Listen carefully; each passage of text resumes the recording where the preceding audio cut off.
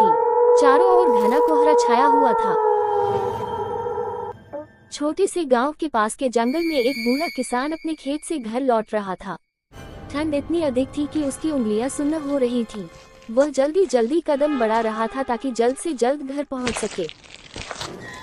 जंगल के बीच से गुजरते हुए उसे एक परछाई दिखाई दी। पहले तो उसने सोचा कि यह उसका भ्रम होगा, लेकिन जैसे ही वह आगे बढ़ा, वह परछाई और स्पष्ट होती गई। वह सहम गया। अचानक किसी ने उसे पीछे से नाम लेकर पुकारा, रामू। रामू ने कांपते हुए पीछे मुड़कर देखा।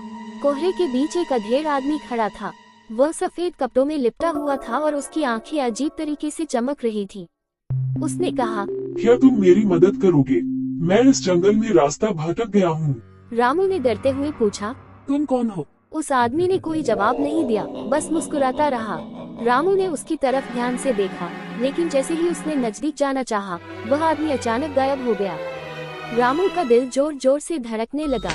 वह दौड़ते हुए घर की ओर भागा, लेकिन जैसे ही वह अपने गांव के पास पहुंचा, उसने देखा कि वही आदमी गांव के मुख्य द्वार पर खड़ा है। वह चिल्लाया, तुम मुझसे बच नहीं सकते। रामू डर के मारे बेहोश होकर गिर पड़ा। सुबह जब गांव के लोग उसे ढूंढने निकले, तो उन्होंने उसे गांव के बाहर बेहोश पाया। जब उसने होश में आकर पूरी बात बताई, तो गांव के बुजुर्गों ने कहा कि वह आत्मा एक पुराने व्यापारी की है, जो इसी जंगल में कई साल पहले मारा गया था। उस दिन के बाद रामू ने कभी रात में जंगल से गुजरने की हिम्मत नहीं की, और गांव में ठंड के कोहरे के दौरान जंगल में जाने की कहानी हर किसी को चेतावनी के रूप में सुनाई जाती रही।